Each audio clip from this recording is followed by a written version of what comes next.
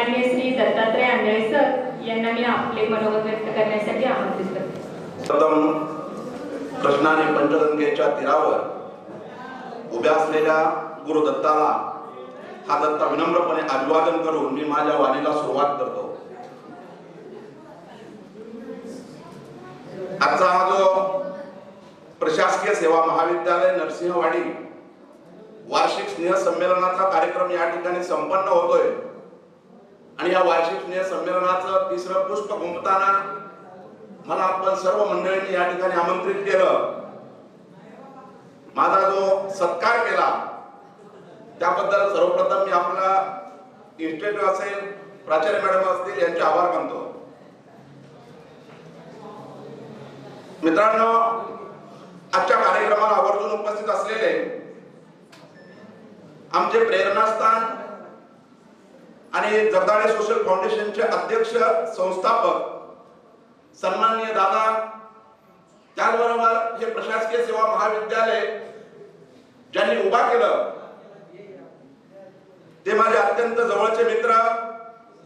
गेली 5 वर्षापूर्वीपासून जे आर्गेचं कॉलेज उभा करत असल्यापासून पहिल्या दिवसापासून मी त्यांच्या सोबत आहे आणि त्यामुळे निश्चितच या कॉलेजची जडणघडण कशी झाली, त्यांनी कुठल्या परिस्थितीमधून आले, ह्या प्रत्येक गोष्टीचा साक्षीदार मी आहे. असे कॉलेजचे संस्थापक सन्माननीय अरलगोंडा सर, त्याचबरोबर आजच्या कार्यक्रमाचे प्रमुख पाहुणे वसंतदादा पाटील, प्रशासकीय सेवा महाविद्यालय बुधगाव, जिल्हा सांगली चे संस्थापक सन्माननीय देसाई सर, त्याचबरोबर अरब कॉलेजचे प्राचार्य भोसले सर, आजच्या कार्यक्रमाला आवर्जून उपस्थित असलेले माननीय श्री राजेंद्र शिरोटे साहेब, retire manager KDCC bank Kolhapur, Roop Patel sir, Mangurkar साहेब, अरलगोंडा वहिनी, वसंतदादा पाटील, प्रशासकीय सेवा महाविद्यालयाच्या प्राचार्य देसाई मॅडम, या कॉलेजच्या प्राचार्य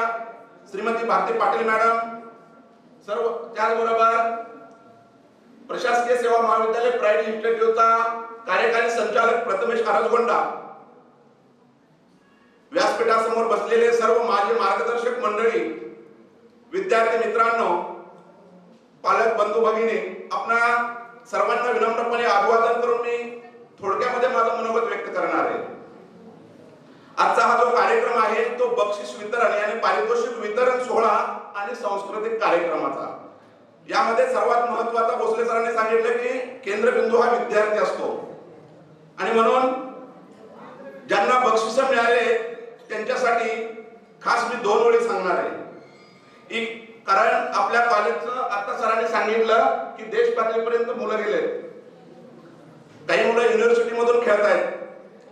अवघ्या 6 ते 7 महिन्याचं हे लावलेलं रोपटं लहान बाळ आज युनिव्हर्सिटी मध्ये प्रशासकीय सेवा महाविद्यालय नरसिंहवाडी म्हणून आता चमकतंय. ही अत्यंत एक या प्रशासकीय सेवा महाविद्यालयाचा हितचिंतक म्हणून मला अभिमानाची गोष्ट वाटते. कारण बघा, इतकी प्रगती करा की काळ ही पाहत राहावा, कर्तृत्वाच्या अग्निबाणानं ध्येयाचं गगन भेदून यशाचा लख प्रकाश तुम्ही या नरसिंहवाडीच्या परिसरामध्ये पसरवाल अशी अपेक्षा व्यक्त करतो. मित्रांनो, बक्षिसं मिळाली नाही मिळाली तरी मागे हटायचं नसतं. तुम्हाला माहिती असेल, खाशाबा जाधव आपल्या देशाला 1952 साली ज्यांनी पहिलं ऑलिम्पिक मधलं पदक मिळवून दिलं, त्या व्यक्तीचा इतिहास जर आपण वाचून बघितला, आपल्या बाजूला असलेल्या कराडच्या बाजूला गोळेश्वर नावाचं गाव आहे आणि त्या गावामध्ये हे चिमुकला मुलगा वयाच्या 8व्या वर्षापासून कुस्त्या करत होता. गावामध्ये पुढील शिक्षणाची सोय नव्हती. 5वी पासून 10वी पर्यंत शिक्षण त्यांनी टिळक महाविद्यालय गावापासून 5 किलोमीटर अंतरावर घेतलं. बघा, सायकल नाही, मोटरसायकल नाही, वाहनाची सोय नाही, कारण आपल्या देशाला स्वातंत्र्य झालं त्यावेळेचा तो काळ आहे. 5 किलोमीटर अंतर चालत जावं लागायचं, रस्ते नव्हते, काट्याकोपाट्यातून, चिखलातून, गुडघ्या इतक्या चिखलातून तो विद्यार्थी जायचा. पण ते जात असताना शाळेत जायला उशीर होईल म्हणून 5 किलोमीटर धावत जायचा आणि संध्याकाळी परत येताना अंधार पडेल ह्या भीतीनं 5 किलोमीटर पळत यायचा असा. आणि तेही अनवाणी, आणि त्यामुळे त्याचे पाय काटक बनले. कुस्तीचे धडे आजोबांपासून वडिलांपासून मिळतच होते आणि तो आपल्या देशाला पहिलं पदक मिळवून देणारा ऑलिम्पिक ठरला. हे कुस्तीचं उदाहरण यासाठी सांगितलंय की आपल्या या इन्स्टिट्यूट मध्ये पटेल सर अत्यंत चांगल्या पद्धतीनं आपल्याला पीईचे धडे देत आहेत. मी अनेक व्हिडिओ पटेल सरांचे बघितलेले, त्यांचं अभिनंदन. आणि यासाठी आपली परिस्थिती कधी आडवी येत नाही. बरेचसे जण म्हणतील खुराकाचा प्रश्न आहे, हे ते, काही परिस्थिती आडवी येत नाही. सिकंदर शेख उपमहाराष्ट्र केसरी स्पर्धेत हरला हे आमच्यापेक्षा जास्त तुम्हाला माहिती. त्याचं कारण असं आहे, लक्षात घ्या, आज त्याच्याकडे घरामध्ये 100 चांदीच्या गदा आहेत. महाराष्ट्रामध्ये त्याचं नाव आपण आता ऐकतोय, पण उत्तर भारतामध्ये अनेक नामचित मल्लाला पराभूत करणारा हा सिकंदर पटेल आहे. अवघं 22 वर्षाचं पोरग आहे सर.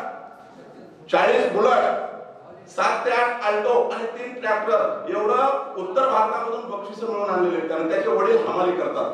त्यामुळं परिस्थिती नाही वगैरे असल्या भानगडीत कधी न पडतात. तुम्ही एकच मी वेळोवेळी सांगतो, मी यापूर्वी पण आपल्याला सांगितलेलं आहे, फक्त आपल्यामध्ये जिद्द, चिकाटी आणि आत्मविश्वास ठेवा. प्रयत्न करा. Success is hard but not impossible. यशस्वी होणं अवघड आहे, मान्य आहे, कारण स्पर्धेचं जग आहे. पण आपण ज्या क्षेत्रात असू त्या क्षेत्रामध्ये आपण अग्रभागी असलं पाहिजे आणि तरच आपण येणाऱ्या काळामध्ये टिकणार आहोत. आणि आता बक्षीस वितरण आणखी होणार आहे ना मॅडम? ज्यांना बक्षीस मिळणार नाही त्यांनी नाराज व्हायची काही गरज नाही, कारण मी नेहमी जे प्रयत्न करतात त्यांच्या पाठीशी उभा असतो. जिंदगी में इम्तिहान बहुत होते हैं, जिंदगी में इम्तिहान बहुत होते हैं. आज जो आगे है कल तेरे पीछे होंगे, बस तू चलना मत छोड़ना, बस तू चलना मत छोड़ना. शेवटचं, कारण सरांनी आता सांगितलंय की वेळ बोलणार खूप आहे, मी नेहमी आपल्याशी संपर्क साधत जाईल. बऱ्याचशा जणांनी ते एक उदाहरण ऐकलं असेल, अकबर आणि बिरबलाची गोष्ट आहे. अकबराने एका बिरबलाला बोलून घेतलं आणि सांगितलं, बिरबल तू आता हा एक कोंबडा घेऊन जा आणि तो कोंबडा 1 महिन्यानंतर परत घेऊन ये आणि तो अकबराचा जो शाही कोंबडा आहे त्याच्या बरोबर त्याचं लढाई होणार आहे, झुंज होणार आहे. पण हा कोंबडा घेऊन जात असताना तू तिथे गेल्यानंतर याच्या संपर्कात कुठलाही कोंबडा किंवा कोंबडी आणायची नाही आणि त्याला प्रशिक्षण द्यायचे. बिरबल कोंबडा घेऊन गेला, 1 महिन्यानं कोंबडा घेऊन परत आला. दोघांची झुंज सुरू झाली. बिरबलाच्या कोंबड्याचा प्रत्येक घाव हा अकबराच्या कोंबड्यावर अचूक लागत होता. हा अकबराचा कोंबडा रक्तबंबाळ झाला होता. आणि मग सगळ्यांना आश्चर्य वाटलं, हे कसं काय, कुठलाही कोंबडा कोंबडी काही जण संपर्कात आणला नाही आणि हा कसं काय इतका तरबेज झुंज करतोय. मग तितक्यामध्ये तो पराभूत झाला आणि माणसामधून गर्दीतून तो वाट काढत तो कोंबडा पळून गेला. तो कोंबडा पळून गेल्यानंतर बिरबलला अकबराने विचारलं, तू हे कसं काय शक्य केलंस? बिरबलाने सांगितलं, महाराज तुम्ही मला कोंबडा दिला, मी तो कोंबडा घेऊन घरी गेलो. याच्या संपर्कात कोंबडा आणि कोंबडी आणायची नव्हती, याला झुंज शिकवायची होती. मी त्याला एका खोलीमध्ये कोंडलं, फक्त त्या खोलीच्या चारी बाजूनं आरसा बसवला. ज्यावेळी तो आरशामध्ये स्वतःचं प्रतिबिंब पाहायचा, तो त्याच्याबरोबर झुंज खेळायचा, तोही रक्तबंबाळ होईपर्यंत. आणि त्याच पद्धतीने तिथं आल्यानंतर सुद्धा तो लढला आणि जिंकला. म्हणजे मला यातून एकच सांगायचं की आपली झुंज ही स्वतःची असली पाहिजे, तर आपण कुणालाही नमवू शकतो. आपली झुंज आपल्याशी असली पाहिजे, आपली स्पर्धा आपल्याशी असली पाहिजे. मित्रांनो, माझ्या शाळेमध्ये का 25-30 आहे, मी जगाबरोबर स्पर्धा कधीच करत नाही. आपल्याला काय करायचं एवढं ध्येय धोरण आपण ठरवा. आपण आयुष्यामध्ये यशस्वी होणार आहे. हे बक्षीस वितरणासाठी हे मोलाचे 2 संदेश मी देण्याचा प्रयत्न केला. यानंतर सांस्कृतिक कार्यक्रम होणार आहे. त्या कार्यक्रमासाठी कशासाठी, तर आपल्यामध्ये असलेले जे कलागुण आहेत, स्वामी विवेकानंदांनी एका ठिकाणी असं म्हटलं की the group of qualities called as personality development. व्यक्तिमत्व विकास म्हणजे काय, व्यक्तीमध्ये असणाऱ्या सद्गुणांचा संग्रह आणि ते सद्गुण, त्या सद्गुणांना चालना आपल्याला या प्रशासकीय सेवा महाविद्यालयामध्ये मिळणार असते. कारण आता 20-22 वर्षाचे आपण म्हणजे तुम्ही, ज्यावेळी तुम्ही आमच्या वयाचे व्हाल, म्हणजे 35च्या पुढे जाल, त्यावेळी तुम्ही जर म्हणला तर आम्हाला शिकायचे तर ते शिकायला मिळणार नाही. कारण उशिरा सुचलेलं शहाणपण म्हणजे पिकं जळून गेल्यावर पडलेला पाऊस असतो. आणि आपल्याला जर भविष्यात काय करायचं असेल तर आताच करा. आपण या ठिकाणी मला बोलवलं, मला हार गुच्छ दिला. मी नेहमी म्हणत असतो, सत्काराला हार कशाला, तो फुलांचा भार कशाला, हृदयामध्ये घर करूया, त्या घराला दार कशाला. एवढं बोलून मी माझं मनोगत थांबवतो. जय हिंद, जय महाराष्ट्र. धन्यवाद. अतिशय चांगल्या पद्धतीने सरांनी उपस्थित विद्यार्थ्यांना मार्गदर्शन केलेलं आहे. सर खरंच